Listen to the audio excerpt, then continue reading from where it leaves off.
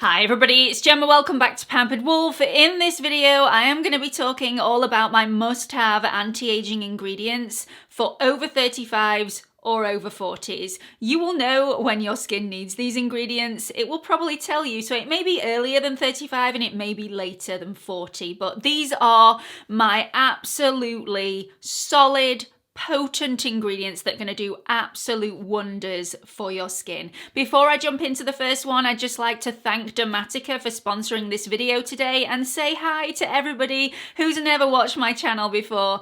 If you are new here, my name's Gemma. I upload 2 to 3 videos here on YouTube every single week, and I'm also on Instagram if you fancy checking me out over there. It's at Pampered Wolf, all lowercase, no spaces. I would really appreciate it if after this video you've really enjoyed what you've watched, you come and join the Pampered Wolf Pack by clicking on that subscribe button and also the notification bell so you don't miss any future uploads. I will be doing a video in the very near future that lists all of my product recommendations that include all of my top anti-aging ingredients, so definitely stay tuned for that. This is going to be all about the ingredients themselves, so you can check the products that you're already using at home to see if any of these feature in those products, because for me, they are definitely must-haves. Okay, so let's get on with the first ingredient. This is the most important one. If you are spending masses of money on skincare and you don't have this ingredient within your skincare routine, you are wasting your money. The first ingredient is SPFs. Now, I get asked questions all the time about the best anti-aging ingredients. Usually it comes in the form of, Gemma, I've started to get really deep lines on my forehead, or I've started to get really bad crow's feet. What can I do? What ingredient can I incorporate into my routine to counteract my skin issues? And my first question is always, without fail, what SPF are you using? And usually the answer is either I'm not using an SPF at all, gasp, or I just rely on the SPF that's in my moisturizer, and usually that's a factor 15 or below. Be still my beating heart. So, head in hand moment, that is the first thing that you need to rectify within your skincare routine. You need to be using an SPF that is broad spectrum, meaning that it protects you against both UVA and UVB rays, and it's a factor 30 or above, regardless of where you live in the world, whether it's cloudy, whether it's sunny. Factor 30 or above. I use a factor 50 on a daily basis. So there are 3 different types of SPF. There's your mineral SPF, which is often called a physical SPF or an inorganic SPF. There is a chemical SPF or an organic SPF, and there's an SPF that has a mixture of them both. So a mineral sunscreen will contain either one or both of 2 protective ingredients. That is either zinc oxide or titanium dioxide. Now for me personally, zinc oxide is the better of the 2 ingredients because it protects your skin against UVA and UVB rays at a very, very high level. Titanium dioxide is great, but it does have its limitations. So if you are looking for a mineral sunscreen, I would look for a mineral sunscreen where the main ingredient is zinc oxide, or it has both of those ingredients within the formula. A chemical sunscreen has lots of different chemical filters, and there's no limitations on how many chemical filters that your sunscreen can actually contain. Those sunscreen ingredients, and there are far too many to name, but the ones that are most popular are avobenzone, homosalate, octocrylene, and oxybenzone. So there are a lot of positives and negatives when it comes to both mineral and chemical sunscreens. A mineral sunscreen, especially if it has that zinc oxide in, has great protection, but it can be thicker, it can be a little heavier, it can be a little stickier on your skin.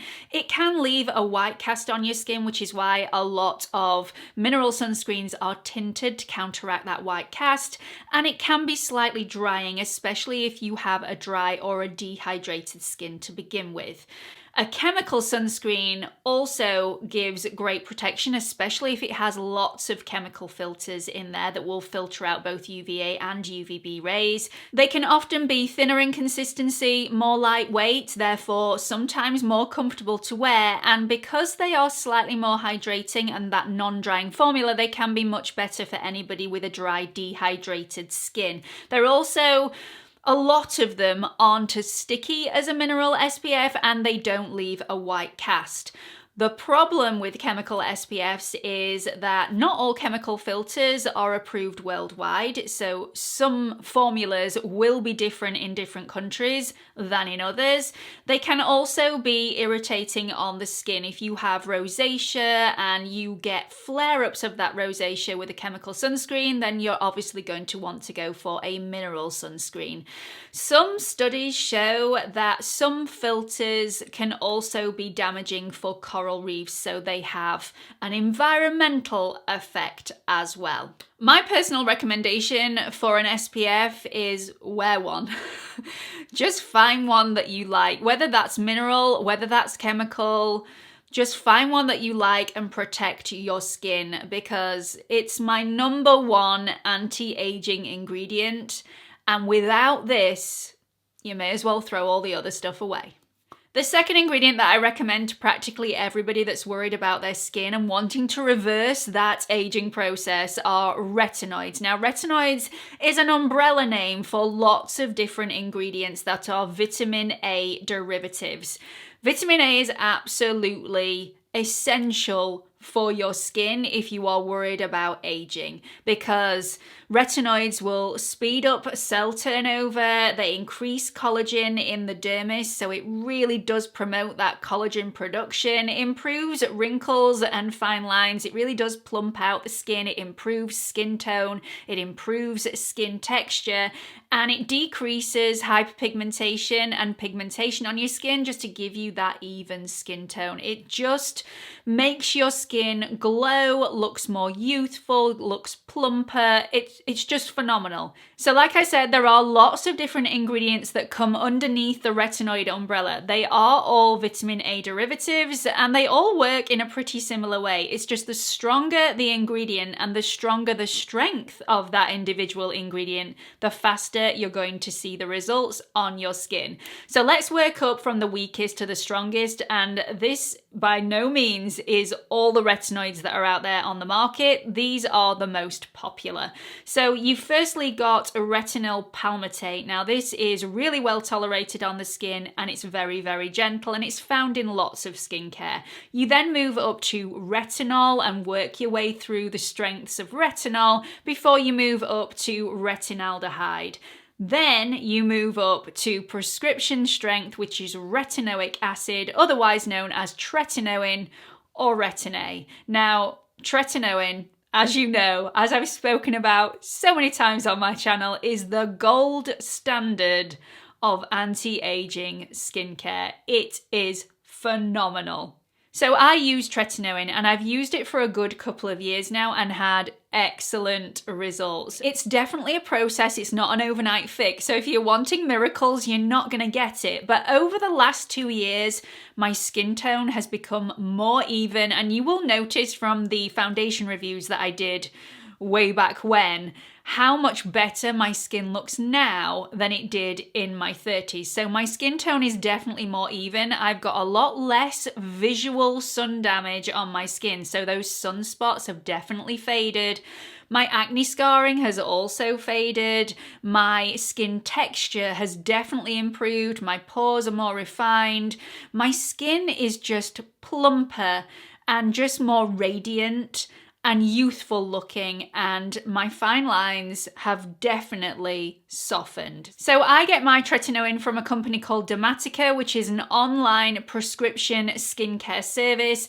I get it from them because it's hassle-free, it's just really simple, really easy to do, and it really simplifies my evening skincare routine because I've got lots of active ingredients within my prescription, which means that I can look after my skin and take care of all my skincare needs with a couple of products rather than about 10. So that's why I use their service. Now, every bit of their service is personalized to your specific needs. Whether you're trying to tackle anti-aging, whether you're trying to tackle hyperpigmentation, acne, rosacea, they will have a prescription that will work for you. So my prescription is tretinoin 0.05%, which is plenty strong enough for me. And then I have added hydroquinone in there at 4% to tackle any hyperpigmentation and to even out my skin tone even more. Absolutely love it. I get it delivered through my door every single 28 days, and DERMATICA do stay in touch with me and do follow-up appointments just to make sure that my prescription is still suiting my needs and that I'm not having any issues. Just a quick note, if you are thinking of going to DERMATICA for your Tretinoin, all new patients get their first personalised prescription completely free, and if you use the code that's in the description box, you'll get 20% off your second month's treatment. So we've talked about SPFs, we've talked about retinoids. Those two ingredients, along with a good moisturiser, are the building blocks and the foundations of any phenomenal skincare routine. If you are worried about age spots, sun damage, fine lines and wrinkles, skin tone, skin texture, hyperpigmentation, all those sorts of things, they are the two ingredients that I highly recommend you get into your routine. If you can only afford 3 products within your skincare routine, get a good moisturizer, get a good SPF, and get a good retinoid. If you can afford Tretinoin, even better. There are other ingredients that can be beneficial for your skin though, and I'm going to talk about those now. So let's talk vitamin C. Now, if you're a regular to my channel, you will know that my skin does not like vitamin C, or rather vitamin C does not like my skin. But just because my skin can't tolerate vitamin C does not mean that it's a bad ingredient. Oh no, if you can tolerate vitamin C, it's amazing, and it does some amazing things for your skin. So vitamin C is an antioxidant. It will protect your skin against free radical damage, but it is the most unstable of all of the ingredients that I'm going to talk about today, which means if you buy a vitamin C serum or a vitamin C cream, you need to use it. Don't save it. Don't just use it once a week and hope that it will last. It will degrade. Use it up. Buy a new one. So definitely don't store it for long periods of time because you just won't be getting the benefit out of it. So if you find it really difficult to tolerate a retinoid, this is the next best ingredient for me because vitamin C will support collagen production. It can reduce surface pigmentation on the skin. It can also improve and brighten dull skin. It can improve the effectiveness of sunscreens as well, making it a very beneficial ingredient first thing in the morning. It can be used morning and evening. A lot of people think that they can't use it in the morning because it degrades. They need to use it in the evening. But if you do use a retinoid alongside a vitamin C, I recommend retinoids in the evening and vitamin C first thing in the morning.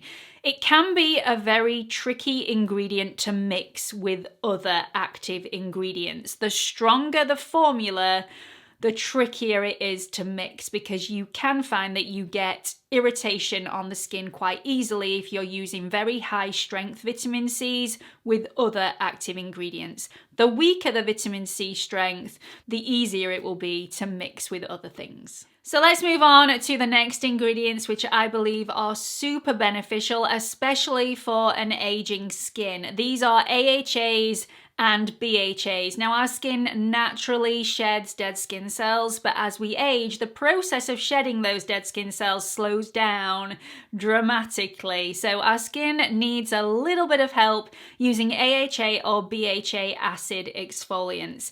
Now, both AHA and BHAs improve the look of dull, uneven skin tone. They smooth the skin texture. They make the skin look and feel a lot firmer. They reduce the look of fine lines and wrinkles. And a lot of people don't know that these particular acid exfoliants, AHAs and BHAs, hydrate the skin as well.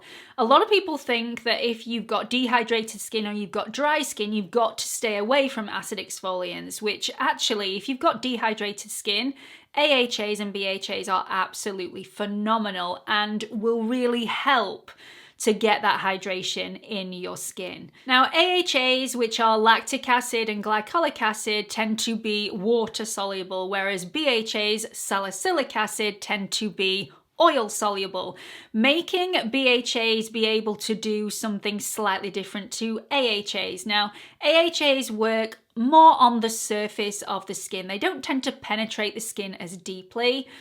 Glycolic acid is a little bit of an exception to the rule because of its such small molecular structure. But AHAs in general tend to be surface exfoliants. BHAs, salicylic acid, because of that oil-soluble formula, they're able to get really deep into the pore and bind with the oil within our pores to really unclog and clean really deep in those pores. So if you are worried about breakouts, if you have really oily skin, I would go for a BHA. If you're just wanting a surface exfoliant, AHAs all the way. So some people can tolerate using acid exfoliators on a daily basis, and there is nothing wrong with that whatsoever, as long as the acid exfoliator that you're using is gentle enough to use every single day. And if you are wanting to use an acid exfoliator for its hydration purposes and for that glow on a daily basis, I would definitely recommend going for something like lactic acid, which is the most gentle of the AHAs. I definitely wouldn't risk over exfoliating the skin, because that can lead to many more problems later on down the line. You really want to be looking after that skin barrier, so don't over exfoliate. I generally recommend exfoliating at least 3 times a week. If you're using tretinoin, however, 2 times a week may be enough for you. So I just want to clear up a little bit of a myth to help you out to make sure that you can get all the ingredients that you need to into your routine without any sort of fuss. A lot of people think you cannot use an AHA or a BHA first thing in the morning, and the AHAs or BHAs are solely for your evening skincare routine. That is just not the case. I often use AHAs first thing in the morning. It's absolutely phenomenal, and it means that I can still use my tretinoin in the evening and not have to worry about skipping a day with that, because I don't like to mix those 2 ingredients on the same evening. So I often use my AHA first thing in the morning for that bit of glow, that bit of hydration, and it just makes my skin feel absolutely phenomenal. As long as you are using a high factor SPF, absolutely nothing wrong with using an AHA or BHA first thing in the morning. So let's move on to the next ingredient, which if you've been a regular to my channel, you will have known that this ingredient was coming. This is niacinamide, otherwise known as vitamin B3, and the reason I love it so much is it does so many fantastic things. So this will minimize enlarged pores, it will improve uneven skin tone, strengthen the skin barrier, which is phenomenal. It will also help with hydration, soften fine lines and wrinkles, and regulate sebum production. Now, if you've got a dry skin and you're worried about that fact that it regulates sebum production, if you think it's going to make your skin drier, it shouldn't do that. If you've got dry skin, this is a fantastic ingredient, as well as if you have oily skin, this is a great ingredient. The one thing I will say though is that you don't need to overdo the niacinamide. I often use a niacinamide serum. I love my niacinamide serum.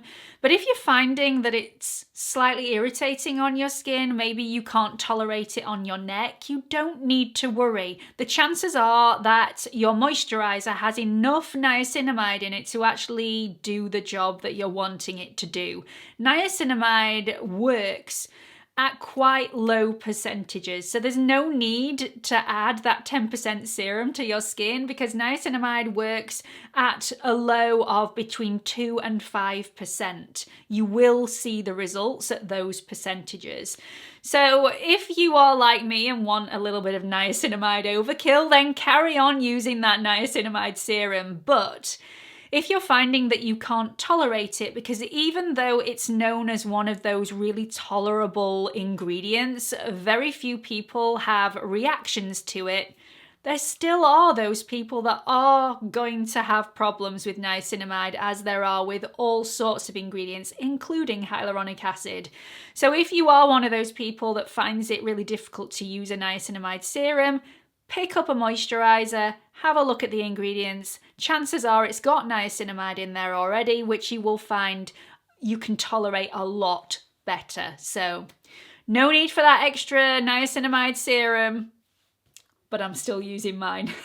The other good thing about niacinamide is that it plays well with other ingredients. So you can use it in the morning, you can use it at night, with very little risk that it's going to cause irritation on your skin because you've mixed it with those other actives. So just another thing to note. So let's move on to my final ingredient, and this has been placed last because for me, I just feel like this is the least important ingredient. This is the one that you're getting less bang for your buck on.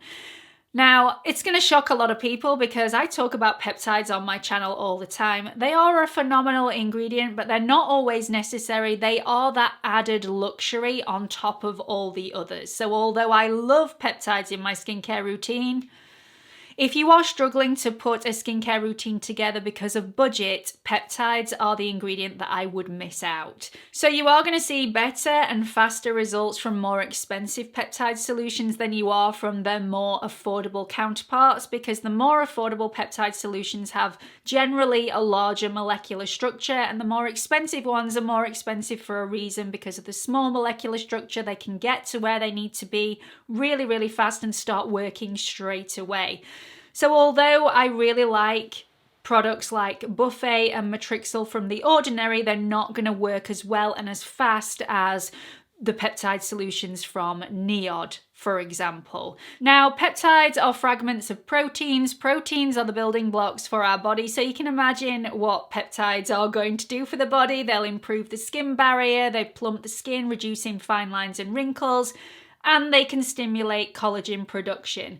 But although they are phenomenal ingredients, peptides do have their limitations. Don't expect miracles from peptides.